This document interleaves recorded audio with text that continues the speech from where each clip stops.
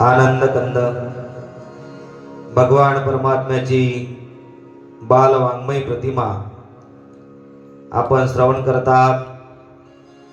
भगवंताच्या कृपेने, साधू संतांच्या आशीर्वादाने आणि तुम्हा सर्व मायबापांच्या सहकार्याने या कार्यक्रमाला लाभलेलं सौंदर्य,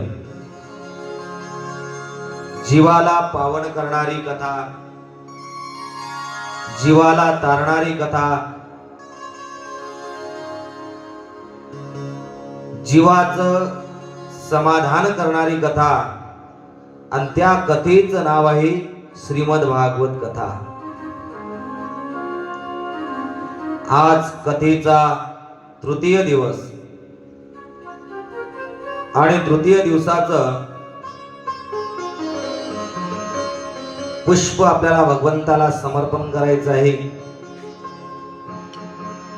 अनंत कोटीच्या भाग्याने आपल्याला नरदेह प्राप्त झाला आणि नरदेह प्राप्त झाल्यानंतर आपल्याला या कथा पेंडॉल मध्ये यायला मिळालं, हे आपल्या जीवनातलं फार मोठं भाग्य आहे।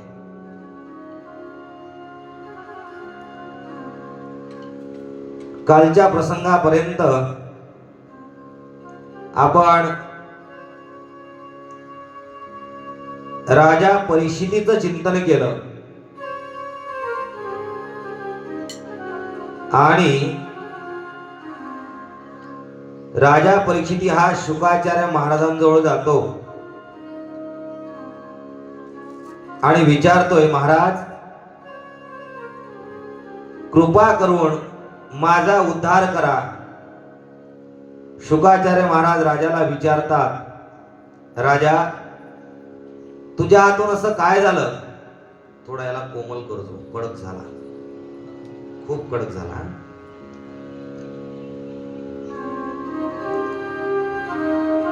राजा म्हणायला लागला, माझ्या हातून एका ऋषीचा अपमान झाला आणि त्याने मला शाप दिला। राजा तू 7 दिवसात मरणार आहे। मी घाबरलो, सर्व राजवैभवाचा त्याग केला आणि सर्वांना विचारलं, माझा उद्धार कोण करेल, माझा उद्धार कोण करेल। ज्याच्या त्याच्याकडे गेलो, सर्वांनी सांगितलं, तुमचा उद्धार आम्ही करू शकत नाही, फक्त एक संत महात्मे आहे आणि त्यांचं नाव शुकाचार्य महाराज आहे, त्यांच्याकडे जा, ते तुमचा नक्की 7 दिवसात उद्धार केल्याशिवाय राहणार नाही। त्यावेळेस मी तुमच्या जवळ आलो, तुमचं दर्शन झालं, आता तुम्हीच माझा उद्धार करा, एवढीच तुम्हाला नम्र विनंती आहे। राजा म्हणायला लागला, महाराज माझ्या हातात फक्त 7 दिवस शिल्लक आहे। शुकाचार्य महाराज म्हणतात, माझ्याजवळ 2 गोष्टी आहे, तुला काय पाहिजे आहे राजा सांग। एक आहे अमृत आणि दुसरं आहे कथा अमृत, तुला काय प्यायचं आहे राजा सांग। राजा फार हुशार होता, राजा फार चिंतनीय होता। राजा म्हणायला लागला, महाराज कथा अमृत प्याल्याने कोणता लाभ होतो आणि अमृत प्याल्यामुळे कोणता लाभ होतो मला सांगा। शुकाचार्य महाराज त्याला सुंदर गोड उत्तर देतात, राजा अमृत प्याल्यामुळे मनुष्य अमर होतो आणि कथा अमृत प्याल्यामुळे मनुष्याच्या जीवनातली सर्व पाप नाहीशी होतात। सांग तुला काय प्यायचं आहे, अमृत प्यायचं आहे की कथा अमृत प्यायचं आहे? राजा म्हणायला लागला, महाराज माझ्या हाताने तर सर्व पाप झालेली आहे, मग मला अमृत नको आहे, मला कथा अमृत द्या। बरं का, कथा अमृत फार गोड आहे. अमृत पिल्यानंतर मनुष्य फक्त अमर होतो, पण कथा अमृत पिल्यानंतर मनुष्याच्या जीवनातली सर्व पापे जळून भस्म होतात. एवढंच नाही तर मनुष्याच्या जीवनात शेवटपर्यंत समाधान मिळते. राजा म्हणू लागला, महाराज मला दुसरं काही नको, फक्त कथामृत द्या. आणि तेव्हा शुकाचार्य महाराजांनी राजा परीक्षितीला ही कथा सांगितलेली आहे. 7 दिवसात ज्याचा उद्धार झाला तो राजा परीक्षिती आहे. जीवाचा 7 दिवसात उद्धार होतो. किती दिवसात? 7 दिवसात. तुमच्या आमच्या जीवनात फक्त 7 दिवस शिल्लक आहे. किती दिवस? 7 दिवस शिल्लक आहे. 7व्या दिवशी आपण मरणार आहे. तुम्हाला महाराज आम्ही मरणार आहे का? हो, आपण सर्व 7 दिवसात मरणार आहे. 8वा दिवस कोणा करता उजाडला जात नाही. है की नाही? एक तर सोमवारी मरल, नाही तर मंगळवारी मरल. नाही मेला मंगळवारी तर बुधवारी मरल. है की नाही? म्हणजे या 7 दिवसात कोणत्या तरी एक दिवस आपला ठरलेला आहे, पण तो कोणता दिवस आहे हे अजूनपर्यंत आपल्याला माहिती नाही. हा, सोमवार आहे की मंगळवार आहे की बुधवार आहे की गुरुवार आहे, शुक्रवार आहे, शनिवार आहे, रविवार आहे, कोणता दिवस आहे? बरं, इथं बसलेल्यापैकी कोणी सांगू शकतं का की मी ह्या दिवशी मरणार आहे? असं कोणीही सांगू शकत नाही. बरं का पाटील? आज आपण कथेत आहे. कथा संपली, काल्याचं कीर्तन झाल्यानंतर काय होते काही सांगता येत नाही. पण तुम्हाला एवढी गॅरंटी देऊ शकतो, जोपर्यंत कथा सुरू आहे तोपर्यंत कोणीच मरणार नाही. बरं का? कारण का? तुम्ही कथेत आले म्हणून. पेंडॉल मधल्या बाहेरच्या लोकांची मी गॅरंटी घेत नाही, पण जेवढे पेंडॉल मध्ये आले त्याच्यातले काला घेतल्याशिवाय कोणीच जाणार नाही. तुम्ही म्हणाल महाराज बरं झालं तुम्ही सांगितलं, तर आता आम्ही रोज येत जाऊ. बरं का? कारण का? या ठिकाणी काळ येऊ शकत नाही. या ठिकाणी यम येऊ शकत नाही. यमाची काय हिंमत आहे पेंडॉल मध्ये येण्याची? यम बाहेरच्या बाहेर निघून जाईल, पण पेंडॉल मध्येच काय? हा कथेचा आवाज जिथपर्यंत जाते तिथपर्यंत यम येऊ शकत नाही. महाराज, मग तुम्ही म्हणाल एखादा जर 7 दिवसात मेला, तर 7 दिवसात जर एखादा मेला तर त्याला यम नेत नाही, त्याला देवाचे दूत घेऊन जातात. गोपाल कृष्ण भगवान की जय. सप्त्याच्या 7 दिवसात कोणालाही मरण येत नाही. आणि समजा जर आलं तर त्याच्यासारखा भाग्यवान या जगात कोणी नाही. बरं का? येणार तर नाहीच, पण आलंच तर आपल्यासारखे भाग्यवान आपण समजावं. कोणाची इच्छा असते बरं का की मला मरण इथं यावं, मला मरण तिथं यावं. बरं का? पण आपल्या म्हणण्यानुसार मरण येऊ शकत नाही. आपल्या म्हणण्यानुसार नाही ना, ते भगवंताने लिहिलेलं आहे कुठे मरणार आहे. बरं का? कारण या ठिकाणी चित्रगुप्त असतात. कुठे? या ठिकाणी. आणि चित्रगुप्त बसलेले असतात आणि ते सर्व लिहित असतात आपण काय केलं. बरं का? सप्त्यात आलो, आहे की नाही? सप्ताहात आल्यानंतर एकादशी केली, एकादशी केल्यानंतर रात्री जेवलो. बरं का? हे चित्रगुप्त लिहून ठेवतात. लिहून ठेव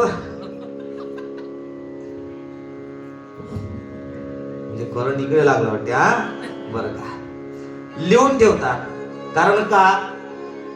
याने काय काय केलं, एकादशी पूर्ण केली काय, नाही केली का, अर्धवटच केली का. बरं का? एवढंच नाही तर दुसऱ्या दिवशी पारणं सोडलं का, कथा बरोबर ऐकली का? बर कथा ऐकत असताना कथेत आल्यानंतर याचं मन कथेत होतं का? हे सर्व चित्रगुप्त लिहून ठेवतात.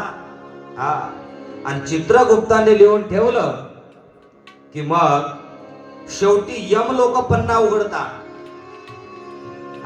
चित्रगुप्त सांगते याने जीवनभर वाईट कार्य केलं म्हणून याला यमाच्या ताब्यात द्या. याने जीवनभर चांगलं कार्य केलं म्हणून याला देवदूतांच्या कार्यात द्या. आता राजा परीक्षितीनं जीवनभर चांगलं कार्य केलं पण शेवटी मरणाच्या वेळेस महाराज शेवट त्याने जे कार्य केलं ते म्हणजे एका ऋषीचा अपमान केला. आहे की नाही? ऋषीचा अपमान केला आणि 7 दिवसात त्याला मरण आलं. किती दिवसात? 7 दिवसात.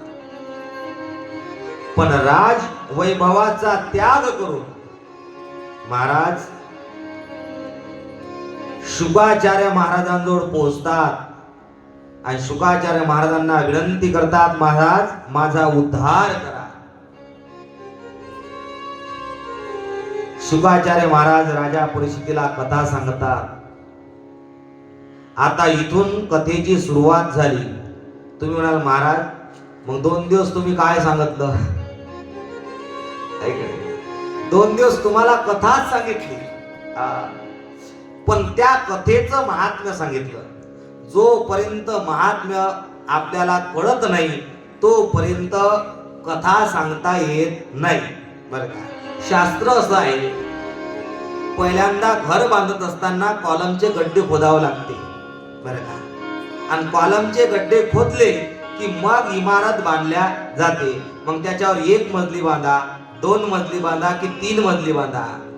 डायरेक्ट तुम्हाला इटाची दिवाल चढवता येत नाही. तसं भागवत कथेमध्ये जोपर्यंत महात्म्य सांगत नाही तोपर्यंत कथेला सुरुवात होत नाही. शास्त्र असं आहे, राजा परीक्षितीजवळ 7 दिवस होते, खटवांग राजाजवळ 1 तास होता.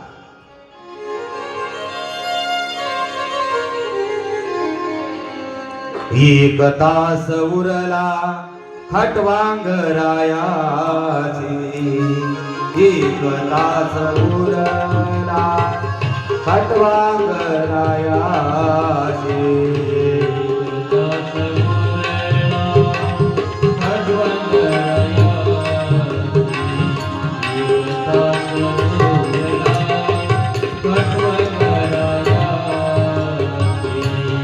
एक तास उरला खटवांग रायासी, 1 तास उरला खटवांग रायासी. मीठ कमी करायचं, मीठ कमी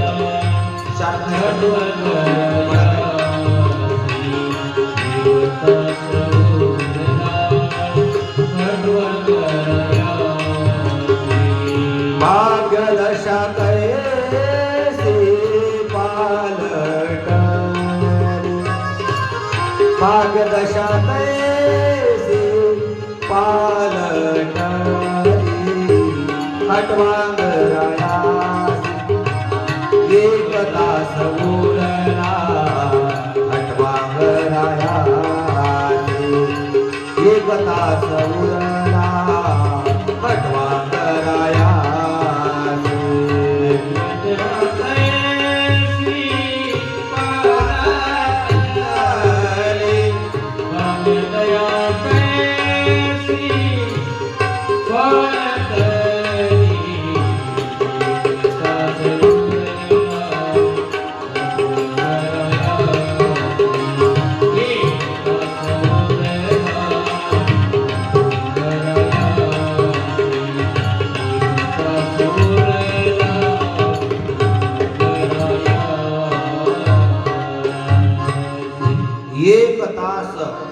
उरला खटवांग रायासी, भाग्यदशा कैशी पालटली.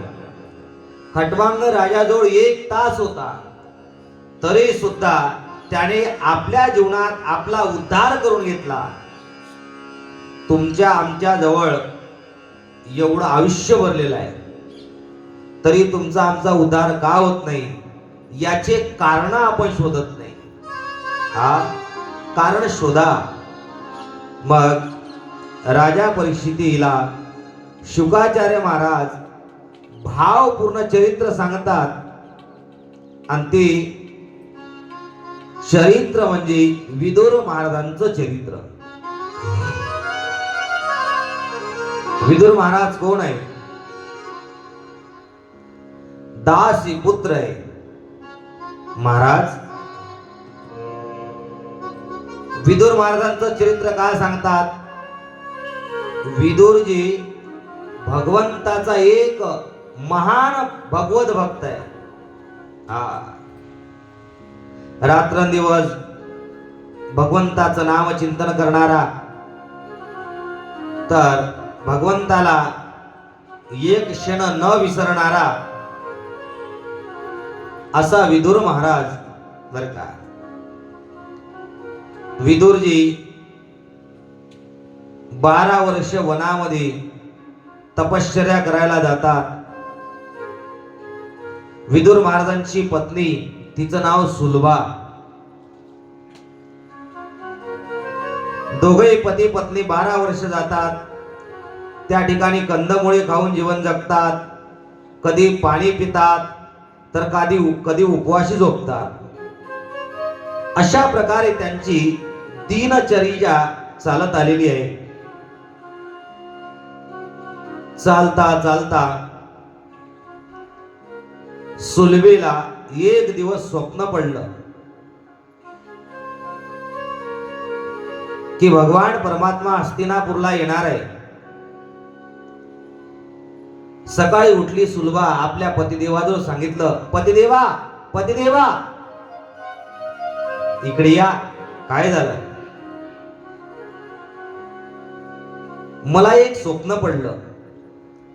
पहाटेच्या वेळेस भगवान परमात्मा आलेले आहे आपल्या दारामध्ये.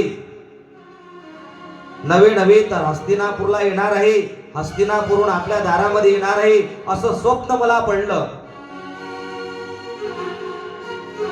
अगं भगवान परमात्मा हस्तिनापूरला येणार आहे इथपर्यंत ठीक आहे, पण आपल्या घरापर्यंत येईलच सांगता येत नाही. मग सुलभा म्हणू लागली, महाराज आपल्या घरी त्यांना बोलवणार ना. आल्यानंतर अगं सुलभा, आपल्याकडून त्या भगवंताची सेवा कशी होईल? आपल्याकडून त्यांच्याकरता काय प्रसाद द्यावा, काय भोजन द्यावं हे आपल्याला कळणार नाही. आपल्या घरी कशाची व्यवस्था नाही. आणि भगवान परमात्मा आल्यानंतर ती राजे आहेत, राज जीवन भोगणारे आहेत, म्हणून त्यांची राजासारखी व्यवस्था झाली पाहिजे. म्हणून आपल्या घरी न बोलावलेलं बरं. असं करू, आपणच तिकडे जाऊ. सुलभा म्हणायला लागली, मला पण घेऊन चला. बर का, देवाच्या दर्शनाला जात असताना महाराज एकट्यानं जाऊ नये, दोघंही गेलं पाहिजे. आहे का? दोघंही आलं पाहिजे की नाही? एक वर्ष दोघंही जण आले. दुसऱ्या वर्षी महादेवाले पाठवलं. पार्वती माता घरी, पार्वती इकडे. बरं का, मोठा महादेव. असं नियमाप्रमाणे असावं महाराज. मग सुलभा त्या ठिकाणी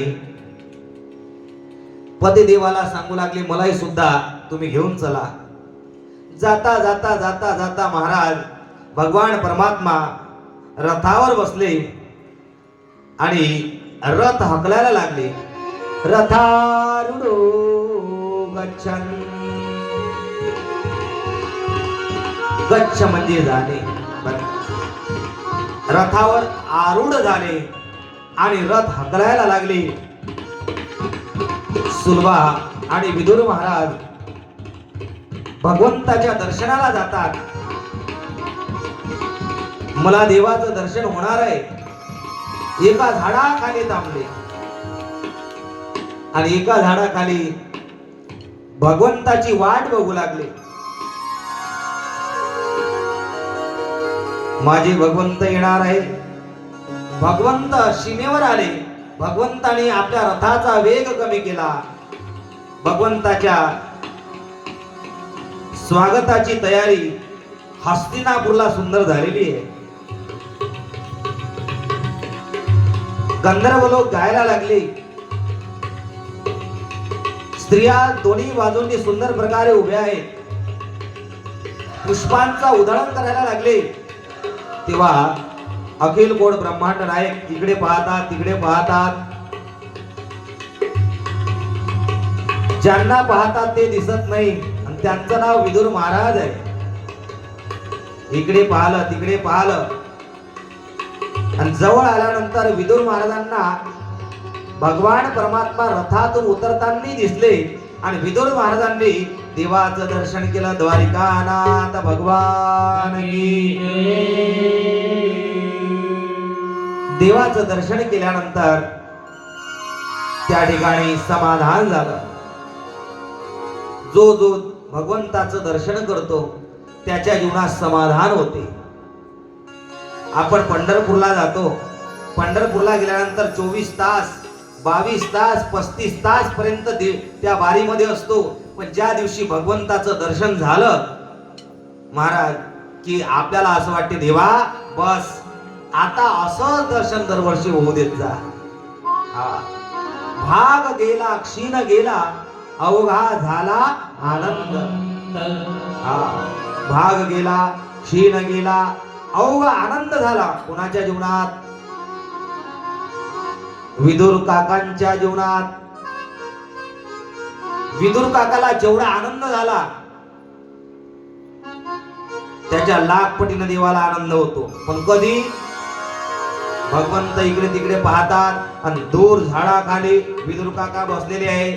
त्या विदुर काकाचं भगवंताने दर्शन केलं आणि दर्शन केल्यानंतर प्रणाम केला. विदुर महाराज की.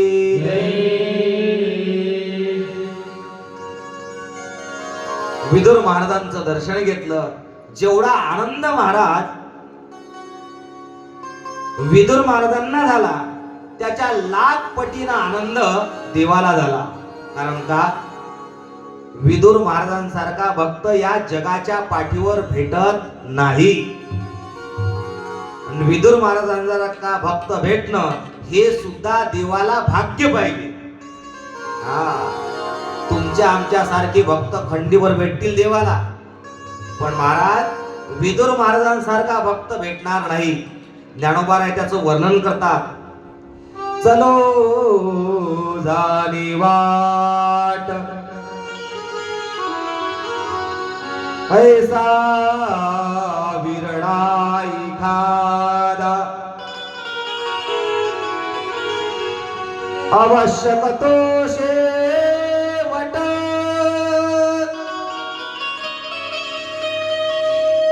येरवा उगजे खटपट.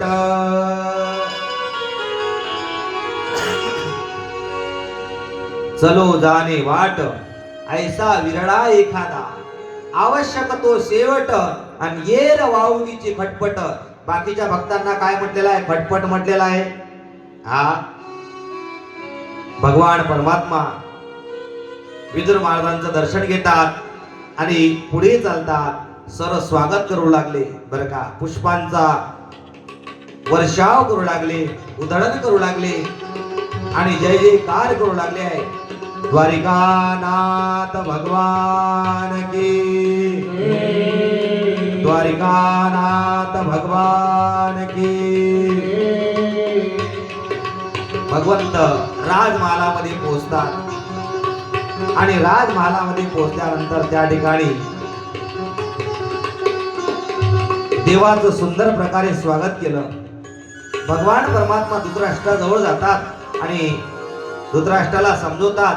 धृतराष्ट्र महाराज कृपा करून तुम्हाला एक विनंती आहे. निदान काही देऊ नका, पण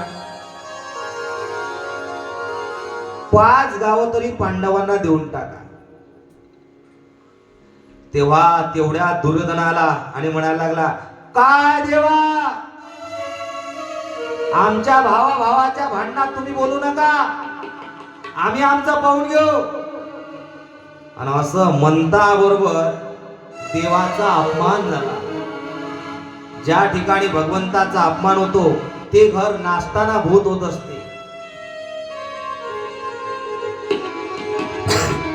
देवाचा अपमान झाल्यानंतर देव नाराज झाले आणि बसले. भगवंता करता 56 प्रकारचा भोग तयार केला. किती प्रकारचा? 56 प्रकारचा. देवाला सांगू लागले, देवा आपल्याकरता सुंदर ताट वाढलेला आहे, आपण भोजन करा. देव म्हणायला लागले, मी भोजन करणार नाही. कारण का? धृतराष्ट्र हा दुष्ट बुद्धीचा असल्यामुळे मी दुष्ट माणसाच्या घरचं जेवण करत नसतो. जेवण कुठलंही करू नये दादा, सात्विक माणसाच्या घरचं भोजन करावं, दुष्ट माणसाच्या घरचं भोजन करू नये. सात्विक कोण आहे बरं का? कारण शास्त्रामध्ये 3 दोष सांगितलेले आहेत. अन्न दोष, जलदोष आणि वस्त्र दोष.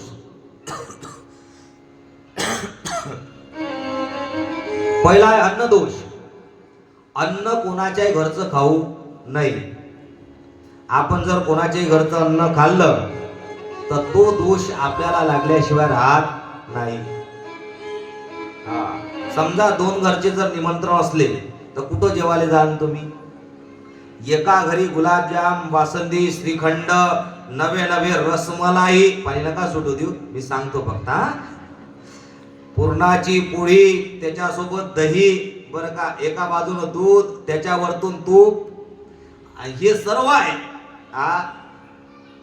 महाराज श्रीखंड आहे, सर्व 56 प्रकारचे पदार्थ आहे.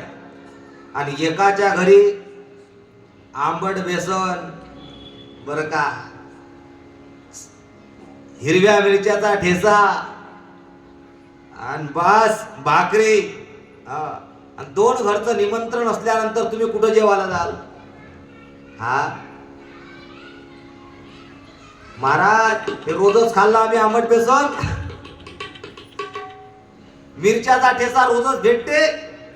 गुलाबजाम कुठं हे सांगा? गुलाबजाम, बासुंदी, श्रीखंड बरं का, हे जिथं असन तिथं आम्ही जाऊ. पण मनुष्य विचार करत नाही याच्यातला सात्विक मनुष्य कोणता आहे, दुर्जन मनुष्य कोणता आहे.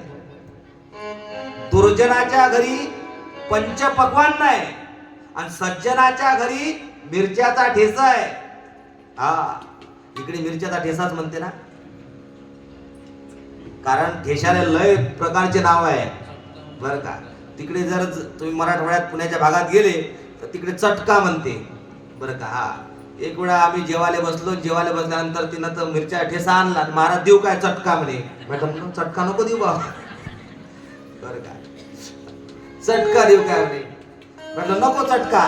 मग माझ्या समोरच्या चटका घेतला बरं का. घेतल्यानंतर मी विचारलं चटका तर तुम्हाला दिलाच नाही हो. ह्या वेळी म्हणे महाराज चटका. म्हटलं बाई मला देऊन दे थोडासा चटका. प्रत्येक भागातली पद्धत वेगळी आहे बरं का. ऐकणे आपल्याकडे आपण मीठ वाडा म्हणतो. ऐकणे पुण्याच्या भागात गेले तर तुम्ही तिथले लोक म्हणतात साखरवाडा. ऐकणे साखरवाडा म्हणते. आपण साखर म्हटल्यानंतर कोणती साखर नेऊन देऊ? ज्यांचे हात टाकणारी ते साखर. ऐकणे आपल्या भागामध्ये खिचडी म्हणतो. खिचडी कायले म्हणतो आपण? तांदळाची केलेली खिचडी त्याला म्हणतो की नाही खिचडी. पण तिकडच्या भागात साबुदाण्याला खिचडी म्हणतात. ऐकणे जो साबुदाणा असतो एकादशी दिवशी फराळाचं, त्याला खिचडी म्हटल्या जाते. म्हणून प्रत्येक भागामधली पद्धत जरा बोलण्याची वेगळी आहे. असो, कोणाच्याही घरचं भोजन करू नये. मग विदुर महाराज घरी भगवंताचं भजन करतात. भगवान परमात्मा जेवत नाही. 56 प्रकारचे भोग आहे तरी जेवण करत नाही. अन्न दोष, जलदोष. जलदोष कशाला म्हणतात? कोणाच्याही घरचं पाणी पिऊ नये बरं का. शास्त्र असं आहे, माळकरी असला, वारकरी असला किंवा गळ्यात माळ नसली किंवा भजनी जरी असला तर त्याच्या घरचं पाणी प्यायला काही हरकत नाही, बरं का.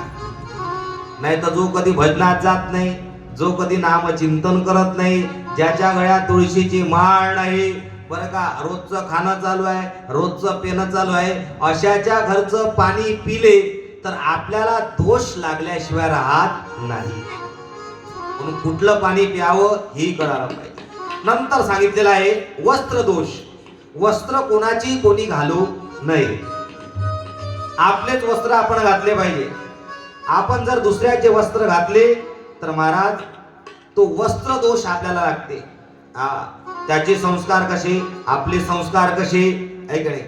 बघा ना, परीक्षिती राजाने फक्त दुसऱ्याचा मुकुट घातला, मुकुट घातल्याबरोबर राजा परीक्षितीची बुद्धी भ्रष्ट झाली, तशी आपली सुद्धा बुद्धी भ्रष्ट झाल्याशिवाय राहणार नाही. म्हणून महाराज कोणाची वस्त्र कोणी घालू नये. तर बघा ना, 2-4 बहिणी जर एकत्र आल्या आणि त्याला जर लग्नाला जायचं असलं, मग बघा ते तिची सुटकेस उघडते, ते तिची सुटकेस उघडते आणि सर्वेच्या उघडल्या का एकीमेकीच्या साड्या दाखवते. दाखवल्यानंतर महाराज काय ते म्हणते माझी तू घाल, तू ते म्हणते तू माझी घाल, तू माझी घाल, बस एकीमेकीच्या घालते. महाराज घातल्या एका लग्नात तसंच झालं. एकीमेकीच्या साड्या घातल्यानंतर लग्नाला गेले. लग्नाला गेल्यानंतर महाराज अकड सासूचा हात पकडला आणि तिलेच घेऊन लग्न लावलं यानं. आता याच्या बायकोची साडी अकड सासून घातल्यानंतर याच्या काही लक्षात आलं नाही. याला असं वाटलं का माहितीच होय बुवा, तिचाच हात पकडला आणि तिलेच लग्न लावले नेलं. ते म्हणे थांबा ना, मी नाही होय ना. मला माहितच आहे म्हणे, तू अशीच करतो. तर काय सांगावं महाराज, असा घोड झाल्याशिवाय राहत नाही. म्हणून कोणाची वस्त्र कोणी घालू नये.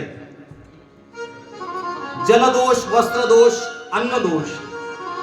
अखिल कोट ब्रह्मांड नायक महाराज त्या ठिकाणी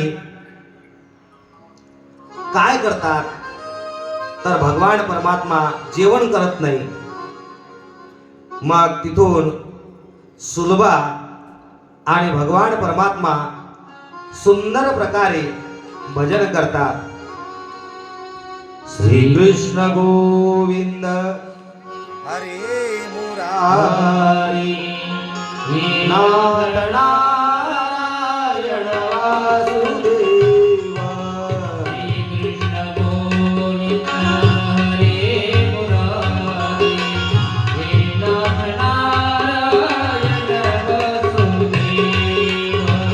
श्री कृष्ण गोविंद हरे मुरारी नाथ नारायण वासुदेव.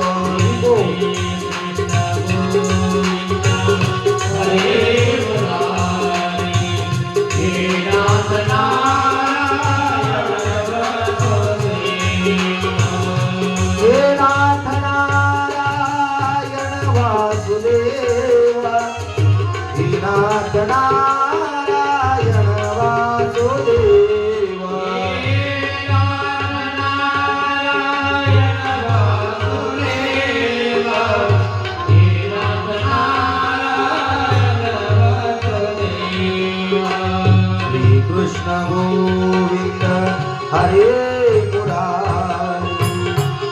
नाथ नारायण वासुदेव.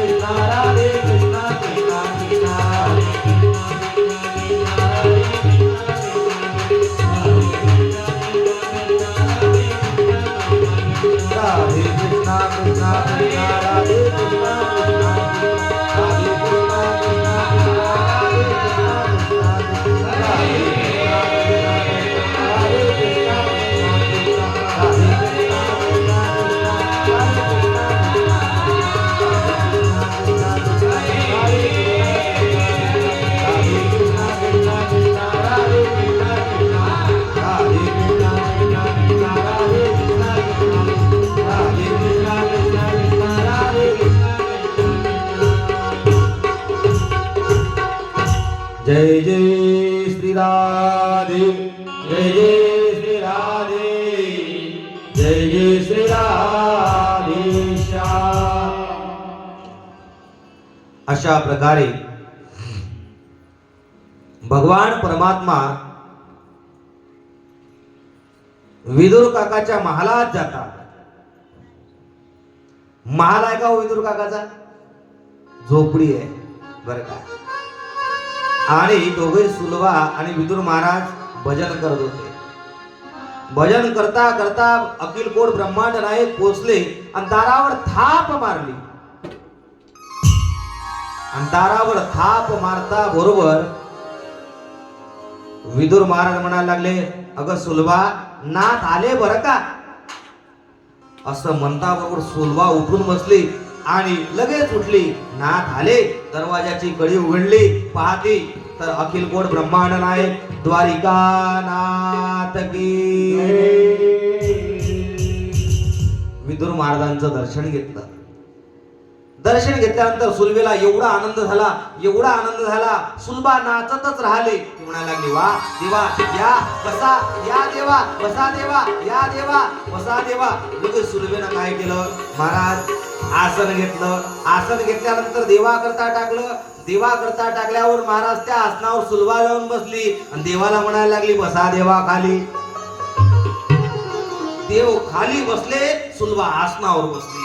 आणि तेवढ्यात विदुर महाराजांचं लक्ष गेलं आणि गेल्यानंतर म्हणू लागले, अगं सुलभा, जे आसन तू देवा करता टाकलं ना, त्या आसनावर तू जाऊन बसली, देवाला खाली बसवलं.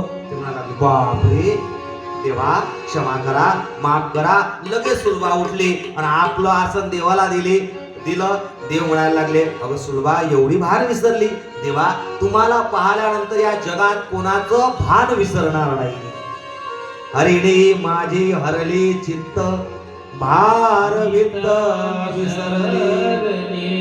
आसन काय देवा, या जगातलं मला आता काहीच कळत नाही. कारण का, ज्या भगवंतावर सुलभा अतिशय प्रेम करणारी, भक्ती करणारी महाराज होती, तो देव जर घरी आल्यानंतर काही सुचत का हो? काही सुचत नाही. एवढा आनंद होते. एखाद्या वेळेस पहा ना, काही लोक म्हणतात, महाराज चला ना घरी, महाराज चला ना घरी. मग महाराज घरी गेल्यानंतर महाराज एवढा आनंद बरं का. काही लोकांना खूप आनंद झाला. महाराज चहा करू, कॉफी करू, काय करू? बस काहीच करू नका, आता जेवण करून आलो. बरं तुमची इच्छाच आहे तर थोडीशी कॉफी करा बरं का. बरं काही हरकत नाही महाराज. लगेच दूध आणतील. दूध आणल्यानंतर महाराज ते कॉफी करते, सर्व करते. केल्यानंतर महाराजच्या हातात देते. हातात दिल्यानंतर महाराज पिऊन पाहते, त्याच्यात साखरेचा पत्ता नाही. एवढा आनंद बरं का. तिला असं वाटते का हो, का बिना साखरेची कॉफी दिली पाहिजे, असं वाटते का? पण तिचं भानच राहत नाही ना. तिला फक्त महाराज, देव आले आपल्या घरी, संत आले आपल्या घरी, एवढंच दिसत असते. महाराज काही दिसत नसतं. म्हणून सुलभेची सुद्धा अवस्था तशीच झाली. सुलभेला आता काही दिसत नाही. मायबाप हो, देवच दिसायला लागला. म्हणून त्या आसनावर सुलभा जाऊन बसली होती. आता देवाला आसन दिलं बसायला. देवा, आता तुमच्याकरता काहीतरी खायला केलं पाहिजे ना. कारण पाहुणे घरासी आले, आज ऋषिकेशी काय करू उपचार, कोप मोडके जर. पाहुणे घराला आलेले आहे. विदुर काका म्हणायला लागले, अगं सुलभा, यायच्या करता काहीतरी खायला कर ना. सुलभा म्हणायला लागली, आपल्या घरी आहे तरी काय हो, पाय ना कायच्यात तरी काही असेल ना. मग पाहते तर एका गाडग्यात कण्या होत्या. काय होत्या? कण्या. मग त्या कण्या घेतल्या आणि सुलभीने महाराज शेजू घातल्या. बरं, कण्या किती होत्या हो?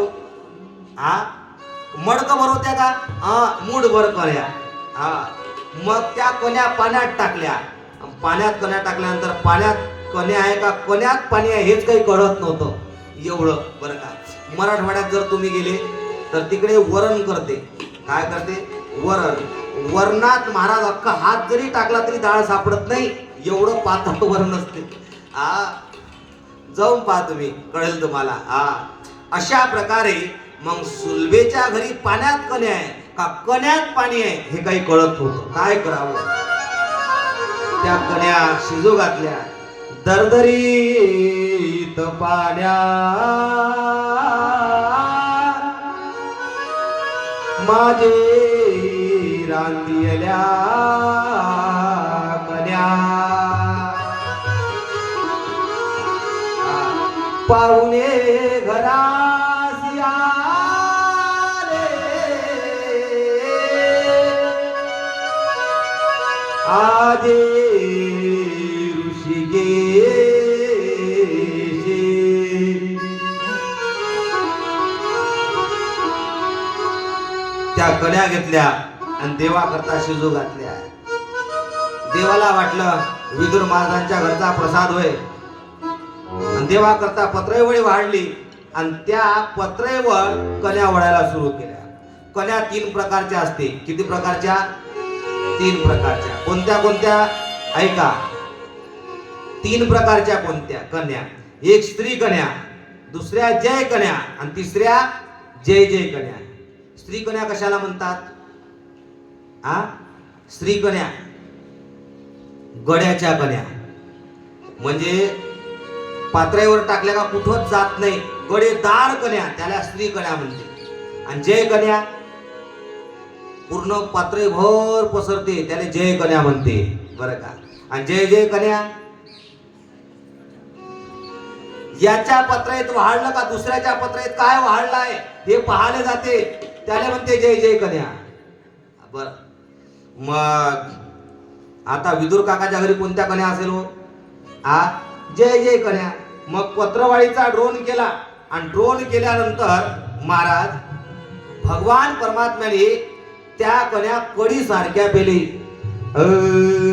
विदुरा करीच्या भक्तुनी कन्या, विदुरा करीच्या भक्तुनी कन्या, परिवारते माला धारा, परिवारते धारा, मनमोहन मुरलीवाला,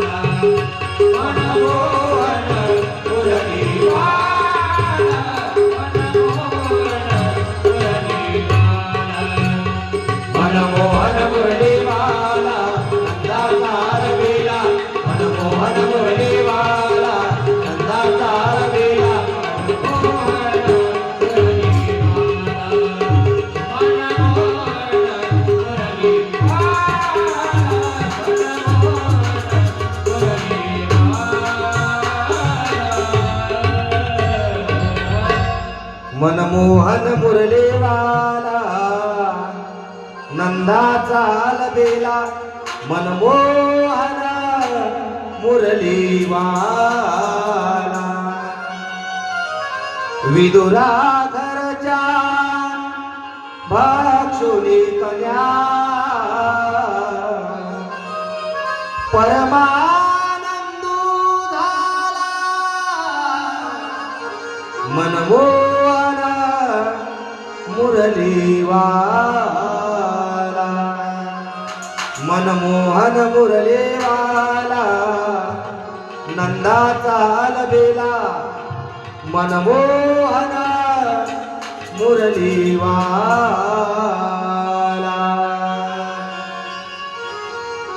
विदुर महाराजांच्या घरच्या कन्या भगवंताने खाल्ल्या. आता कन्या खाल्ल्यानंतर भगवान परमात्मा तृप्त झाले, कारण त्या कन्या कशा होत्या? भाव का भूका मैं, भाव ही बस सार है, भाव से मुझको भजे तो, भाव से बेड़ा पार है, भाव से बेड़ा पार है. भाव का भूखा हूं मैं, भाव ही बस सार है, भाव से मुझको भजे तो, भाव से बेड़ा पार है. कन्या खाल्ल्या. आता देवाचं जेवण झालं. जेवण झाल्यानंतर शास्त्र असं आहे, विडा द्यायला पाहिजे. काय द्यायला पाहिजे? विडा द्यायला पाहिजे. विडा म्हणजे जेवण झालं की पान खायला द्यायला पाहिजे, तेव्हा त्या जेवणाची पूर्णाहुती होते बरं का. कारण जेवण झालं की नुसतं जेवण झाल्यानंतर आपल्याला पुण्य लाभेलच हे नाही बरं का. जेवण झाल्यानंतर सुंदर प्रकारे कुमकुम तिलक करावं, पाण्याचा विडा खायला द्यावं. पाण्याचा विडा खायला दिला की तो पूर्णाहुती होते जेवणाची. आणि नंतर बुक्का लावून सुंदर प्रकारे महाराज दक्षिणा द्यावी. ऐकले हा. असं असताना विदुर काकाच्या घरी आता पान कुठे आहे खायला? कारण शास्त्रामध्ये 8 भोग सांगितलेले आहे. किती भोग? 8 भोग. सुगंध वनिता वस्त्र गीत तांबूल भोजनम शय्या कुसुम चैव भोगाष्टक मृता स्मृतम. 8 भोग सांगितले. कोणते कोणते? कोण मोजले म्हणा महाराज? ऐका. सुगंध वनिता वस्त्र गीत तांबूल भोजनम शय्या कुसुम चैव भोगाष्टक मृता स्मृतम. ऐकले. मग 5व्या नंबरचा भोग आहे कोणता? त्याचं नाव आहे तांबूल. तांबूल म्हणजे विडा. विडा खायला दिला पाहिजे. कसाही विडा खायला देता येत नाही महाराज. मग विडा कसा खायला दिला पाहिजे? 13 गुणी विडा दिला पाहिजे. किती गुणी? 13. पानामध्ये 13 वस्तू टाकून खाव्या. किती? 13. तुम्हाला महाराज खूप जमला आता. सोप सुपारी लवंग विलायची तंबाखू खर्रा. ऐक, त्याच्यामध्ये 2 वस्तूचा निर्देश आलेला नाही बरं का. त्या 2 वस्तू खायच्या नाही. एक खर्रा आणि एक तंबाखू बरं का. पण त्याही खाल्ल्याशिवाय जमत ऐक. हा. पानामध्ये 13 वस्तू टाकून पान खावं. मग कसं पान खावं याचं सुद्धा शास्त्र आहे. एक पान सुखारोग्यम द्विपान निष्फलं भवेत अतिश्रेष्ठता त्रिपान च चतुर्थं पंचकं तथा. एक पान खाणं आपल्या आरोग्याला सुखकारक आहे. द्विपान निष्फलम भवे. 2 पान कधीच खाऊ नाही. पण लोक नेमकं किती खातात? 2च खातात. अतिश्रेष्ठता त्रिपानच चतुर्थम पंचकम तथा. खायचीच असली तर 3 पान खात जा, 4 पान खात जा, 5 पान खात जा. हा श्लोक जरूर पाठ करा दुसऱ्याच्या घरच्या पानं खाणाऱ्यांनी. कळलं ना? कारण स्वतःच्या घरच्या पानं खाणाऱ्यांना न परवडणारा श्लोक आहे. ऐक नाही. स्वतःच्या घरचे खाते गाव 5-5, दुसऱ्याच्या पंक्तीत जाऊ द्या ना. इकडचे आहे घालात, इकडचे आहे घालात, एक मंदात बरं का, एक हातात आणि चालला पाटील बरं का. हा. दुसऱ्याच्या घरचे 4-4, 5-5 पानं आणि स्वतःच्या घरचे काही नाही महाराज. ऐका. मग देवाच्या घरी तर पानं नाहीये. पानामध्ये टाकायला 13 वस्तू नाही. ज्याच्या घरी खायला काही नाही तिथं कुठं 13 वस्तू आल्या. मग महाराज पानापेक्षा श्रेष्ठ काय आहे हे सुंदर जाणलं. मग या जगात पानापेक्षा जगद्गुरु तुकोबाराय सांगतात, मुख शोधी तुळसी दळ, मुख शोधी तुळसी दळ.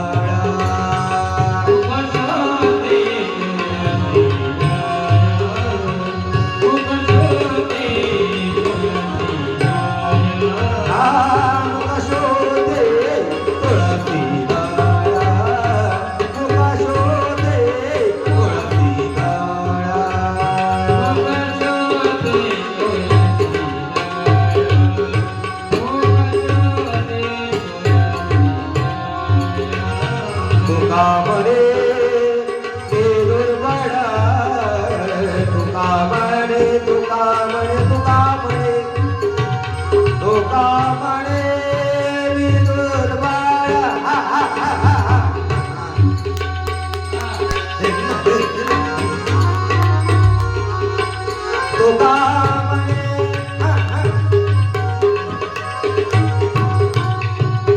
तुका म्हणे मरे